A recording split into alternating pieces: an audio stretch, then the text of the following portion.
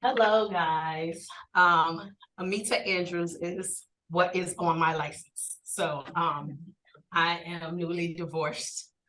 So I'm kind of reintegrating that to my maiden name. But I am known as the Empire Legacy Wealth Builder. The reason why I say that is because everyone has the power to build their own empire.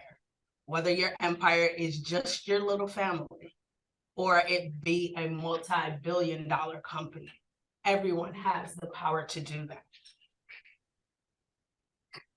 What is it that you do and why?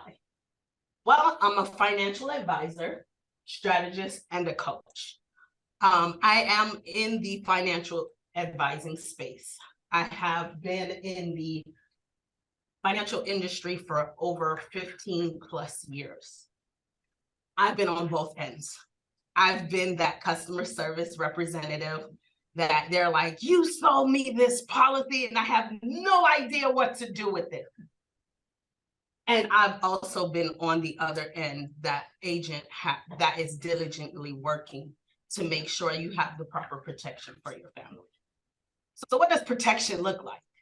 Protection is different for every individual, whether it be proper strategy to be able to leave your job and retire properly and appropriately, or it be for you just to have life insurance so that when something happens, because one thing that we do know, there is a date at the end of your dash.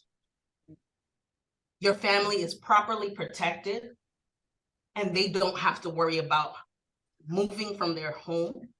They won't have to worry about what they're going to do, how they're going to educate their kids. And what most people don't understand is protection is also an investment. So I teach you how to invest properly and appropriately. Do you know 73% of Americans rate finances as their number one stressor? Not surprised, especially now we're going into a soft recession. Out of all of Americans, 57% of Americans can't afford $1,000 for an emergency. That is ridiculous. Do you realize 82% of small businesses fail due to cash flow problems? Did you realize that there are products and services that are in my financial industry that can properly protect and buffer you from that problem? What makes me different from other financial coaches and advisors? I actually see where you are. I use holistic, intuitive, and transformational coaching to help you transform how you create your future with the money you have access to now.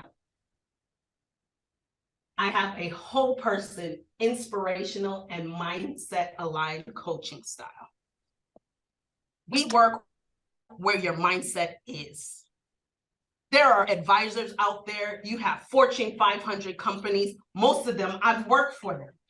But what I've realized with every individual that I sat down with, whether it be a mom and a dad, or it be an executive in a multi-million-dollar company, they've all experienced the same thing. I have all this money, I have all this debt, what the heck do I do? So their mindsets are all different. We focus so much on the financial side of things, and we don't meet people where they are. We don't focus on the mindsets that got them into the positions that they are, because so many people are so fastly looking for that financial clout and financial image versus how to properly build a foundation for their family, for their companies. Do you understand, as a small business owner, that you are attached to every single employee and the families that they touch? Think about it. Of that 82% of small businesses that fail, do you think about how many employees are affected by that closure? It's not just their own. So with my process, I define what your empire is. Whether it be, I just want to be a mom to retire and be able to homeschool my children. I want to build a foundation and create my legacy of being able to have children who have financial literacy, who understand how to build properly and appropriately for their family, and then expand their wealth. Wealth is so much more than the money that's in your bank account. Did you realize that your bank account represents your stewardship of what you currently have? It's the representation of every single decision that you've made previously. So I start with the power of living your truth. Living your truth is powerful when you're creating wealth. I've sat down with many millionaires, and most who are wealthy and not just rich, they say that it is so much more than just the money in your bank account.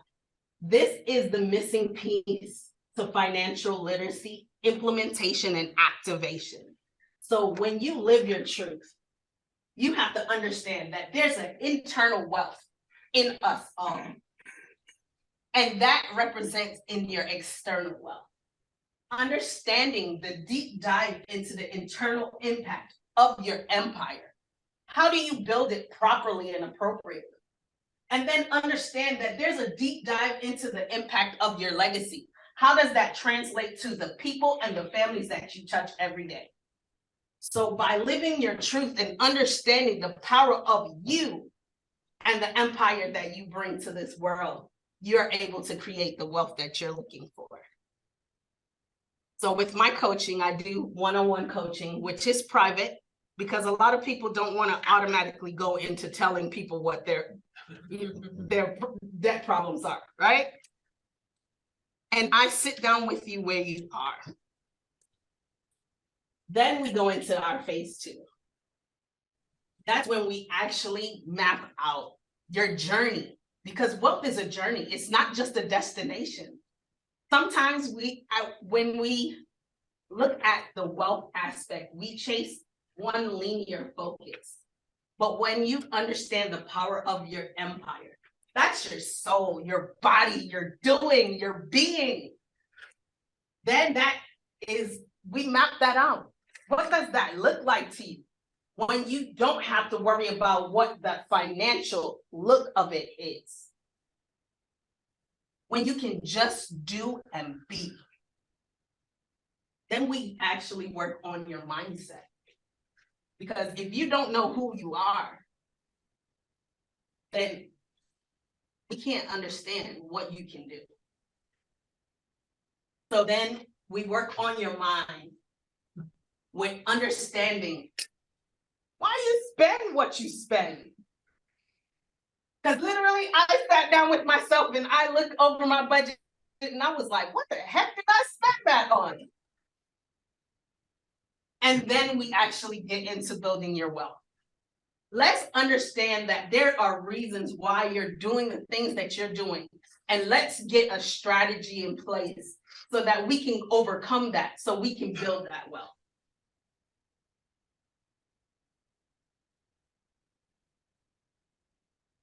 Clicker. Just anywhere. All right. Then step 3, your empire, legacy, and wealth building. That's when we actually put pen to paper and get to work. We build you up. We set maps in place and trackers so that we can actually get those behaviors under control. And I focus on soul, mind, and then body. So how do we connect?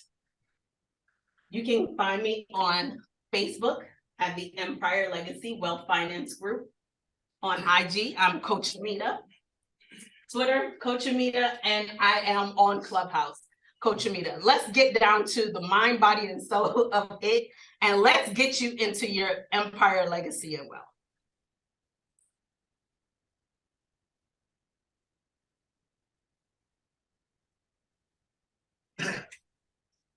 What do you charge for this? Okay, for my financial services, they are basically commission based for the financial services. That's usually in like phase 3. For my coaching services, I do have an hourly rate for personal one-on-one coaching. And then for my group coaching, I actually have a fee-based scale. What licenses do you hold? I currently hold my 215 and I'm on my way for my CFP. I am on my way to my Series 6 and SIE. Thank you for the presentation. I was wondering about the numbers. Do you have any kind of statistics related to your previous cases? Like I increased it for this number of percents, something like that. Maybe the range. Increase income. Any kind of numbers. Okay. Well, I properly protected over 30 families, myself individually. Now I am actually working with a firm who's helping me to build a team of agents that to be able to touch over $30 million families within 30 years. Mhm. You have relationships with like DI and like companies, or is it just kind of you're advising people on how to approach that stuff? I actually have a relationship with life insurance, investment products and services. Yes. So what is your target market? Who are the people that you're specifically going after? My target market right now is parents and entrepreneurs, because those two areas are very vastly affected by this recession that we're going through. Most parents are living paycheck to paycheck. Most small business owners, they're just trying to figure out how not to have to close their doors yet again after a pandemic. If someone wanted to go on, like a financial health journey on their own, right? They weren't going to use your services. Where would you advise them to start? For a financial wealth journey, they can start with any advisor. Most advisors, if they are properly trained, there's no cost for you to sit down with them and figure out where your bottom line as far as a financial journey is concerned. But that's what sets me apart, because most of them will just look at the financials of it and say, oh, you're spending a little here and spending a little there. Where I sit down with you and understand what is the root of your spending. Because I've sat down with a woman who told me that I religiously buy Starbucks, and it's the large one at about $7.52. And I'm like, seriously? You can't do away with Starbucks? But for her, it was the relationships that she felt that she was building during that time. And I was like, hey, why don't you try going to networking events and bring your own coffee? And that way you're still getting in touch with people and connecting with people, but you're not spending all this money. Jane Tracy wants to know, do you include kids in the family wealth building education process? Yes, I do, because that's where the legacy comes in, is understanding the children need to understand wealth building strategy.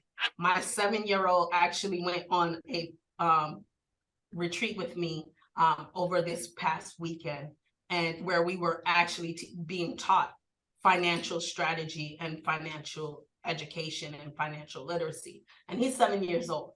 And my 7-year-old has a different mindset than most 7-year-olds today. Most high school don't even teach financial literacy. I want to connect you with my last year Lawrence. We have a Lawrence competition. I know you must be knowing Ostrich. Number one. They are doing exactly this one. I want to connect with you. They are trying to help people manage their money. They know 119 million people in this country with less than $1,000. 84 million less than $300. The bank, think for a minute, richest country in the world. So they are working on that project that we borrowed now. I think you can help them out a little bit, okay? Great presentation, Ameeta.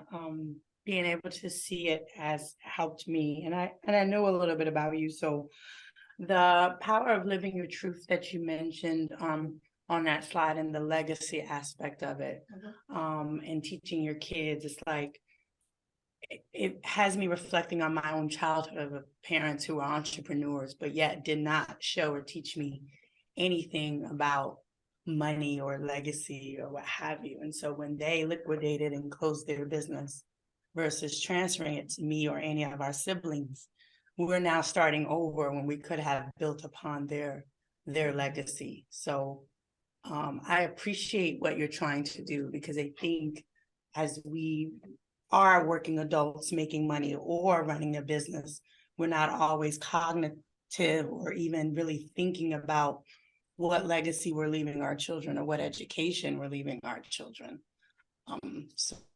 So I appreciate what you're doing very much, and keep doing it because it's needed.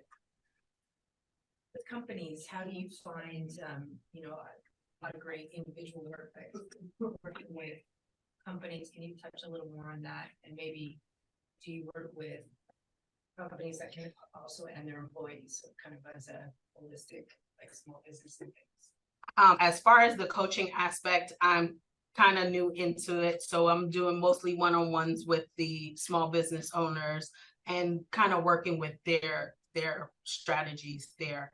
But I do want to branch out and eventually go into companies and understand, because so many people resign from their jobs, and we're going through the great resignation right now. And so many people resign from their jobs because they say it's not enough money. But is it truly not enough money, or is your budget set at an aspect where you can't financially sustain yourself? That was what I was interesting point, just because I have an engagement company, so working with companies to help them engage their employees and keep their employees happy and their well-being. And I've been mainly focusing on mental health, physical health, and different things. And I hadn't really thought about financial health. So you gave me an aha moment to think this is a really great area to help companies bridge that gap and help their employees, as a holistic approach to all their well-being, right? So thank you. Thank you.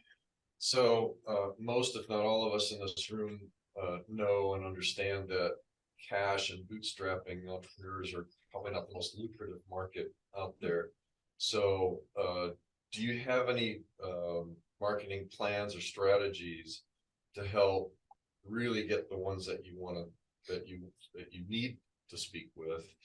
And do you have like the productization strategy or anything like that to help bring them in and get them out? Currently in the works. I am currently raising funds to be able to work with my brand strategist to be able to start to implement those strategies. Two things. One, Jane says it may be helpful to introduce investors to the FINRA tools, finra.org. And that's on the chat if anyone wants to get it. I will send you the chat. Shauna Jackson says, schools absolutely fail our youth regarding financial literacy. Do you offer a children's specific opportunity, or is it bound in the overall adult program? I actually do children workshops. That's what actually started me on my journey. When my 7-year-old was like, okay, I want to know about money. And we started off with 2 piggy banks. We had a spend and we had a save. And I realized that so many children don't even understand that basic aspect. We have teenagers that are going out there and they're getting bank accounts, Cash App cards, Venmo cards, and they don't know how to balance a checkbook. Yeah, we don't need that. We need them to be financially educated and know that, right now the credit card industry is making bank on just fees alone. Yes. Interest rates are ridiculous, and children don't know how to actually build proper credit, because right now most of my children's workshops were based off things that I taught my nieces, nephews, and my kid throughout the years. Most of the teenagers that are in my family they have a 720 to 750 credit score. So that brings an interesting question that helping kids understand finances and things like that, to me, sounds like a hell of an opportunity. Because you've got like Mathnasium, and then MetaHumans just made the semifinals in the Cromer competition. And they sound like organizations that you need to partner up with and help them teach their network of kids and so forth, how to manage the importance of managing finances, let alone how to do it. And so that would be my 2 cents. You know, going after something that, you know, opens it up not just for entrepreneurs, but for everybody that is a parent that has more than $1,000 in the bank that wants to teach their kids, you know, the importance of those things. I think that to me sounds like a pretty good opportunity for you. What do you think is the most problematic behavior you see parents making that's concerning to you, or like mistake that you see parents making? Number one, proper protection. Most people, when they hear life insurance, they get scared. They're like, oh, another bill. My ex-husband used to literally call it in case stuff happens. It's not. It's actually an investment tool that so many millionaires have access to, that so many common people have access to also. And it's not another bill. It's an investment. There are investment vehicles inside life insurance that allows you to be able to build your own college funds, build up a buffer or nest egg for your business, be able to transition your business in case you pass away, not in case, when you pass away. And those are the hard questions and the hard things that most people don't address. So, two-part question of your presentation. In terms of investment tools to protect you from inflation, do you also advise on that? Yes, I do advise on that. As far as being able to sell those particular tools, I don't personally sell them because I'm not Series 6 or 7 licensed. But I do have other business partners that are part of my firm that are able to do those. Okay. I think you have so much wealth of knowledge in this field. You should partner with the big boys to the global reach. Everybody has this problem, especially all over the globe. So you can partner with them, and they can learn from you and expand all over the globe. Thank you. All right, well, we have time for one more question. What can we as a community do for you? I am growing my Facebook and Twitter and social media. So like, share, comment. And I actually am launching my first group coaching program in March. So I will be having more details in the coming weeks about that. Cool. I did check Twitter. There's no underscore in Coach Ameeta. So when you all follow her, just Coach Ameeta, one word. You do out of state or just in state? I am actually licensed in over 20 states. Wow. Excellent. Well, thank you very much.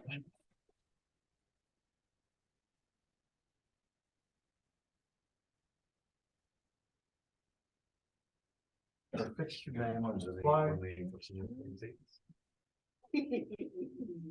found it with the underscore, are you sure? We are going to hear from the Gupta. Yeah. Street Inspires.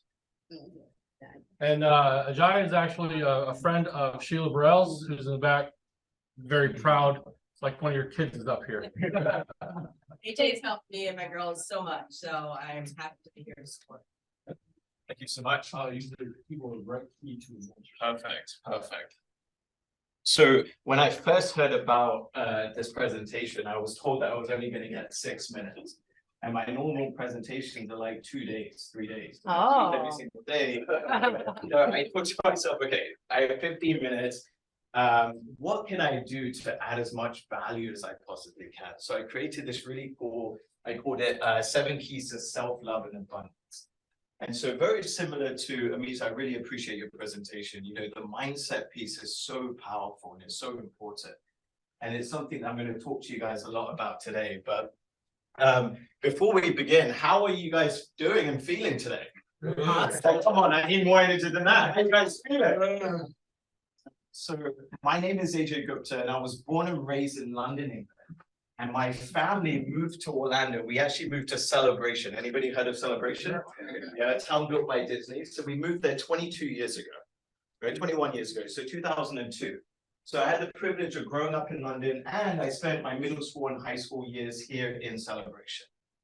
And, you know, I had the privilege of being introduced to personal development at a very young age. My parents dragged me to my very first Tony Robbins event. Anybody heard of Tony Robbins? Yeah, so I was 9 years old when I first went to my first Tony Robbins event. And if anybody's familiar with one of his events, he has you walk across 2,000-degree coals barefoot. Okay, they call it the firewalk. And I was 9 years old, and I remember I hated school at 9, so I was more excited about missing school and doing this firewalk than actually, like, you know, going to this personal development. I was really excited, and I remember day one, he said, you're going to walk across fire, and I said, okay, I'm going to do it, I'm going to do it, I'm going to do it. And then when I came across this fire, I was 9 years old, and I was like, I had these voices inside my head. How many of you have voices inside your head? Yeah, maybe there's a voice inside of you saying, no, I don't have one. That's the voice I'm saying. Right? There could be a voice telling you right now, this guy sucks at speaking, or it's a waste of time, or this is interesting, or I'm hungry, or I'm thirsty. But I had these voices at the age of 9 years old that I said to myself, I'm not good enough. I'm not strong enough. I'm not old enough. I'm not tall enough. I was like, you know, short, 3 foot, fat Indian kid back then. Right? I was like, I'm not good enough to walk across this fire. And these voices started to get louder and louder and louder. And then I remember Tony Robbins was standing next to me and he's like 6'5", and he said, are you ready? I said, oh yeah, you can't say no to this guy. And so I replaced those voices inside my head with the word yes. And I walked across that fire. And I remember turning around and I looked back to that back of that fire and I said to myself, if I could walk across fire, what else could I do? Right? But how many of you have been through a fire in your life? Not physical, but metaphorical. Right? I'm going through one of the biggest fires of my life right now, and I've realized, you know, over the last 22 years of personal development, it's not what happens to you in life, it's what you do and who you become. We all go through fires in our life, right? So after working with, I have spent 4 years working with Tony Robbins. I did over 1,000 talks, traveled all around the country. I've been able to travel to 46 different countries around the world. I've spent time with people like Sir Richard Branson. You know, spent 5 or 6 times with him, went on his island, such a beautiful soul. I've had the privilege of spending time with people like His Holiness the Dalai Lama, one of the most spiritual influences on this planet. And I've realized that the most important thing after spending time with all these people, yeah, money's great. We can talk about money, but money's just an energy. Correct. When you spend time with all these people and money is one thing that they don't worry about, what are they focusing on? And I realized that there are 7 keys, and I'm going to talk to you about them today. And I guarantee you, if you start focusing on some of these things for you, the money will show up. Because my friends, when you have more energy, you'll have more energy for your business. When you have more energy for your relationships, you'll have more love and passion. And that's what most people do. They focus so much time and energy on finances. And then once they get the finances, they realize that their body is out of shape, or their relationships messed up, or they have problems with their kids. Then they use all that money that they use for their finances trying to fix all those problems, and then you realize that money can't fix them. You can fix them, energy. Okay, so write these down, please, if you could. So 7 keys to self-love and abundance. That's me. Okay, first one, key number 1 is mindset. Okay, you take you everywhere. Those voices that show up in your head, they're here now. They'll go when you're in your car. They'll be there when you're taking a shower. They're with you all the time. 95% of the voices that you say to yourself every single day are the same ones that you had since the age of 18. So how do we change them? One, you have to become aware of those voices. So what you think, what you say to yourself. Okay, so a couple of things is, I talk about incantations and affirmations. They are I am statements. Okay, we all have the truths inside of us. Every single one of us in this room, we are gifted. Every single one of you in this room have greatness inside of you. Every single one of you have strength. You have love. You have kindness. You have generosity. Now, it may not show up all the time because we have anxiety and fear and depression and all these other states, but you have to remind yourself of your truths. So, you know, especially with kids, I love to do these I am statements where every single day they remind themselves, I am strong, I am love, I am a kind human being, I'm a loving parent, I'm a loving brother, I'm a loving soul. And you remind yourself of these because those voices, you've been conditioned to remind yourself of the crap for so long. Okay, so you have to become aware of this. Okay, and you can put them on your laptop around you, like little sticky notes to remind you. It may look stupid, it may seem dumb, but I guarantee you, when you start reminding yourself of your truths and you start seeing them everywhere, you won't need those reminders again. Okay, change your mindset, change your life. That's number one. Okay, number two, fitness and movement. Okay, we all know these things, but knowledge isn't power. Applied knowledge is power. We all know that we need to walk around. We all know we need exercise. We all know that we need to move our body, but we don't do it because we've been conditioned. So my friends, just move. Movement creates emotion. Everyone right now, stand up for a second. So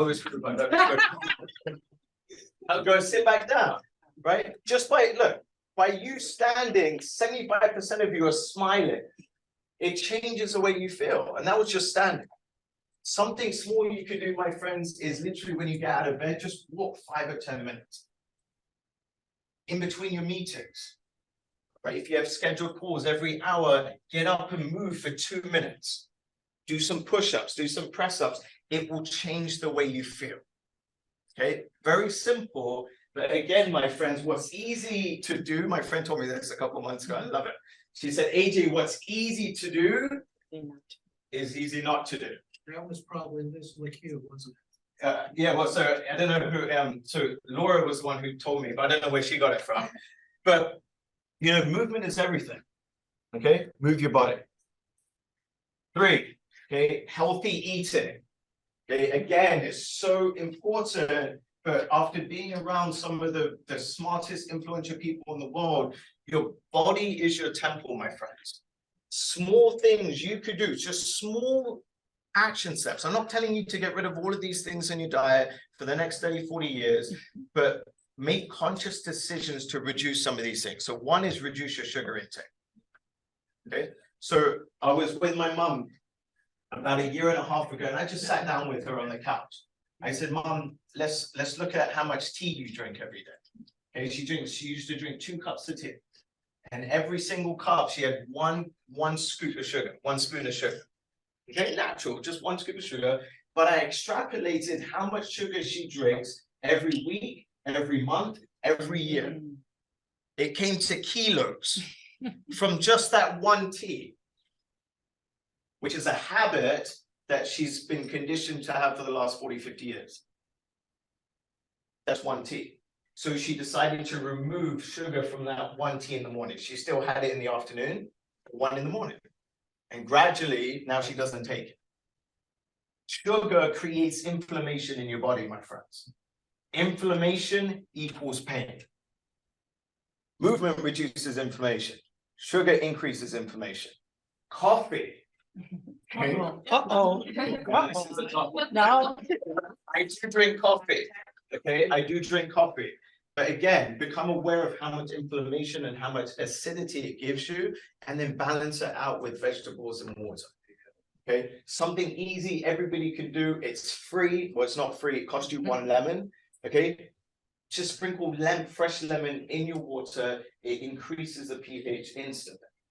Okay, you will feel much better when you reduce the inflammation in your body. All right. Oh yeah, and juicing. I forgot about juicing. So juicing, something I implemented in my life approximately, I was 20 years old, so 12 years ago. Okay, I religiously juice 4 or 5 times a week, okay, every single day. Okay, now I juice celery juice 16 ounces every single day. It will significantly reduce your inflammation. You'll feel like a brand new person. I can even send you some juice recipes. But apples, beets, carrots, ginger, juicing, I can't tell you this, the massive health effects juicing has on your body. Yeah, fine. Okay, cool. All right. 4th one, real quick, hydration. Okay. Awareness is the master discipline. I'll give you a really quick story. My grandfather, I spent 1.5 years with him taking care of him during COVID. It was just me and him in London. And he started to develop a lot of health problems. And we went to see 5 different doctors. Every single one of them said, you need to increase your water intake. Okay. I spent time with His Holiness the Dalai Lama, his doctors that day when I was with him. He just finished, I can't remember what he had. But number one thing they told him to do, drink water. Okay. So we are creatures of habits, my friends. We will forget. So you have to put signs around your house, around your car to drink water. You may even have to put water bottles around your house to remind you to drink it. But when you start drinking it, my friends, you will feel a totally different energy inside of you. Okay? Key 5 is habits and patterns. Like I said, we are all creatures of habits and patterns. What you did today is what you did yesterday. What you did yesterday is what you did 10 years ago.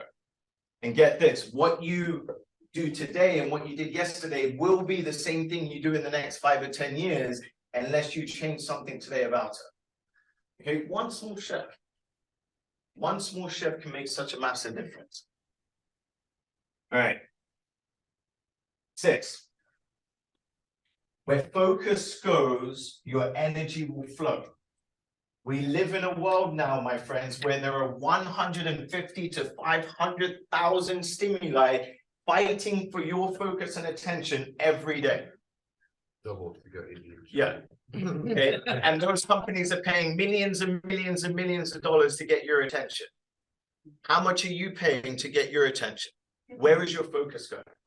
Okay. So every morning, focus on what's important to you. Focus on your family, focus on love, focus on light, focus on the difference that you want to make. And my friends, when you focus on those things in the beginning of the day, throughout the day, it will set you up for the rest of the day. Does that make sense? And the last one is my favorite. If you don't have this, you don't have a life. Okay? Write this down. Gratitude. The secret to living, my friends, is giving. It's impossible to be fearful, anxious, depressed, and grateful at the same time. It's physically impossible. Focus on gratitude. Focus on what you have. We live in a world where we're conditioned to focus on everything we don't have. We don't have the money, we don't have the iPhone, we don't have this, we don't have that, we don't have this, but we have so much more. We have life, we have kids, we have energy, we have a gift. And if you write down 5, 10 things you're grateful for, especially if you have kids, condition them at this young age to focus on what they have and not what they don't have, their life will never be the same. So I appreciate every single one of you. Thank you for your time. And I'm so grateful. Thank you. Thank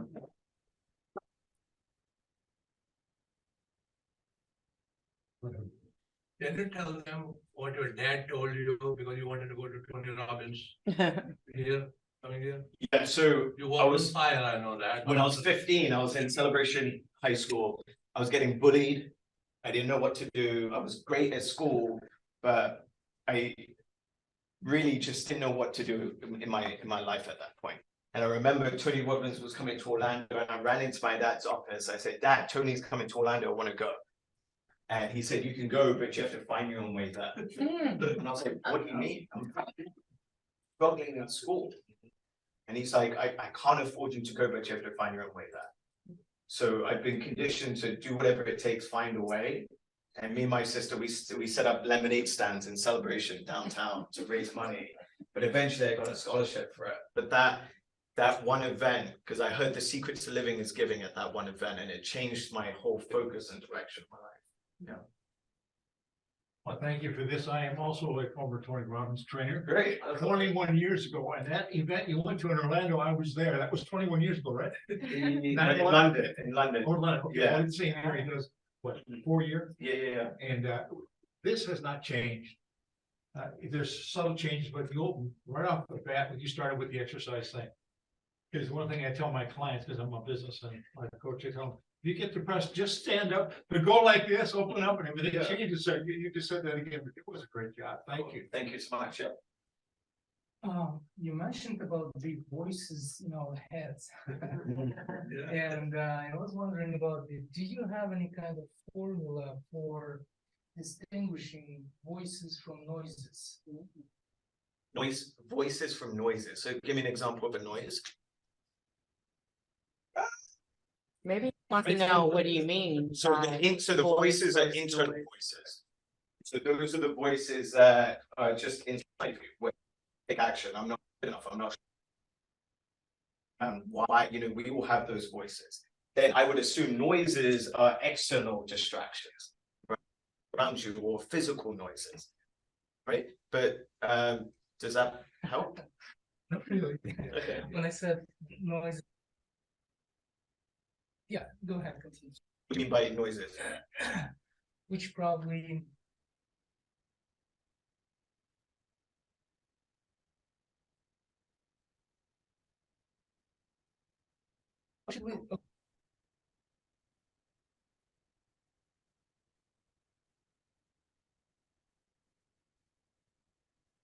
Find with the right voices. Beautiful. Yeah, absolutely. So the easiest and best way to align, because you want it to be sustainable, right? It's not something you do for a week and then it's you for the rest of your life. So you have to ask yourself, what is your truth? Right? Because it's different for everybody. Because if you say to yourself, I am strong, and you actually know that and you feel it and you resonate it, that's your truth. Right? Then when you say you're strong, you will feel it and those internal voices will start to disappear. But if you say I'm strong and then that voice inside of you says, well, that's absolutely not true, and you know it's not true, then that's not your voice. So you have to find out, what is it your truth? So you look at, things that you've done in the past, your experiences, what makes that belief true? And then it will help you. Yeah. Okay. Thank you, by the way, this is great. What's the most challenging, negative, reoccurring thought that you faced in your life? I'm not good enough. Yeah, I'm not good enough. And that's number one for all human beings. But I'm not good enough. And if I'm not good enough, I'm not loved. Yeah. Just to expand on his question. Yeah. I do have quite a few voices. So for example, I have my to-do list and I'm focusing, and then something else pop up. It's equally important, but not as important that I'm working on. How do I train my mind to quiet those other distractions? That's also very good, but at the time I don't want to focus. Yeah, so absolutely. So again, it is a training, right? So you have to find out what works for you in those moments and what doesn't. If you have that outside distraction and it comes in and you need to work on what you need to work on, just simply But it's not outside distraction. So it's in here. Okay, great. So write it down. Okay. Okay. Write down everything that you need to get done. All the things that are up here, when you write it down, it'll stop them from going up. And if you do, it's perfect. Then schedule your time. Okay. Right? So if you're working on something and you know this is going to take half an hour and then that pops up, knowing that you have time already scheduled for that will allow that thought to disappear. But if that thought comes up, right, and there's no time for it, or there's no action around it, then it could hover and it could cause you stress or anxiety. Okay. Yeah. So that makes sense? That helps. Okay, cool. Yeah. That answered a little bit of what I was gonna say, that answer, but I find sometimes, what about excuses? Yeah. Excuses and voices can be mixed up a little. Yeah, of course. And look, you have to just this is all awareness, right? Excuses will always show up. And it's like, instead of letting those excuses control you, you just acknowledge them, appreciate them, and just say, all right, what's important right now? And it's training, right? It's you versus you at the end of the day, you know? Yeah, go ahead. If you wouldn't mind, returning to the thought of not being good enough for a quick second. Yeah. For anyone in this room who hears that, you know, in life or as they're pursuing new things, Sure. entrepreneurially, like what do you recommend? For people who are hearing that, like where do we start? How do we start addressing that? Yeah, so the quickest way is through coaching, right? But if you want to do it yourself, it would be to write down a list of all your experiences, all the things that you've done, all the accomplishments, all your achievements, right? And when you start writing these things down, it will give you that self-confidence that, okay, when that thought comes up, I'm not good enough. Well, that may be true, but now you've got 50 or 100 or 600 different things that make that belief not relevant, right? The human being, we love to be right. So when that belief comes in, like, I'm not good enough, we will quickly, the brain will find 3 or 4 or 5 examples that make that belief system true. It could be something as small as, you know, you didn't, you know, do the dishes this morning, right? But but if you come up with a list of all the great things, like, oh, the languages you speak, you just joined this new board, you learn how to ride a bike. I mean, small things that we, you know, we think are, you know, are so small that aren't actually that big. But when we actually focus on those, it will make us feel better. There's time for one more question, Yeah. Mara. Sean. Oh, Sean. I just want to tell you, while he was talking, amazing speed, how many were thinking something else in their head? That is your voice. It already is not negative. Think about it. You think about it. What is going on in your? Plus, you're the great person for what said. All that's going on, that all that. That's your manage control. Yes. So on the section of sugar, Yes. I just had my donuts and I had my coffee.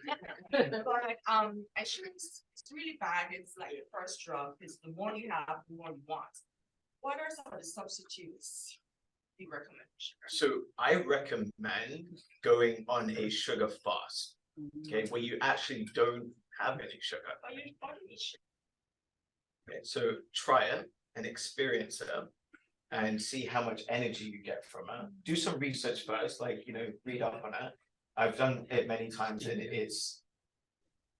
What about agave? Yeah, I mean, so do this sugar fast, but then you can replace, there are alternatives to sugar like agave and other things like that.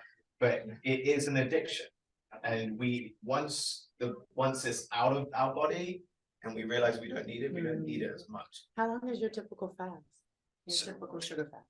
So 2 days, I'll do 2 days, okay. yeah. Okay. But I've done a 5-day juice fast before, you know, that's difficult. Eric, can I say something on coffee? Sure. Actually, coffee, the energy you get is from the sugars from the coffee. Yeah. Those are the ones that kind of block, you know, those neurons that show you that you're tired. So coffee itself has sugar. If you drink the right roast, you don't really need it. Yeah. If you do the 5-day juice fast, you don't need the how. Don't need the box. So the final question is, what can we as a community do? So I'm looking to speak more. I love speaking. I love connecting more and just helping, like, spreading this beautiful message. You know, I love working with young people as well. So, you know, anything I can do to support and impact. All right, we should, we haven't hooked you up with Philippe Tassin. I'm going to medical stuff. Okay, right after this. oh, great. All right, we'll see you talk about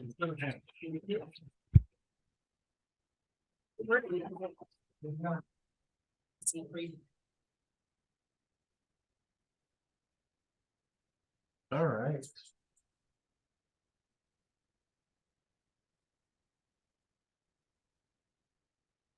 So next week, we do have 2 openings for speakers. So if you have not spoken, or you have spoken more than 6 months ago, or have not spoken yet, Bonnie.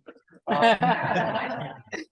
to 1millioncups.com/Orlando, and you can apply to present, and we'll fast track you with Josh, and then you'll schedule it for next week. So 2 We have 2 spots open for the next 3 weeks. So anybody who would like to present, you get 6 minutes, and then 20 minutes of question and feedback. So we'd love to hear from you. Sean, do you have something? Yeah, I have a couple of them. Okay. All right. Download the chat. If you're online, just click the 3 dots at the bottom right of the screen. If you want to get the chat from me and you're here, ericdeckers@gmail.com, ERIK, deckers@gmail.com, and I will send it to you. Join us on meetup.com. Connect with somebody you met here today. This is how we build relationships, and this is how we build community, is we meet here, we have coffee, we deepen the relationships, and start providing referrals and resources for each other. So other than that, thank you very much, and I will see you all in 1 week.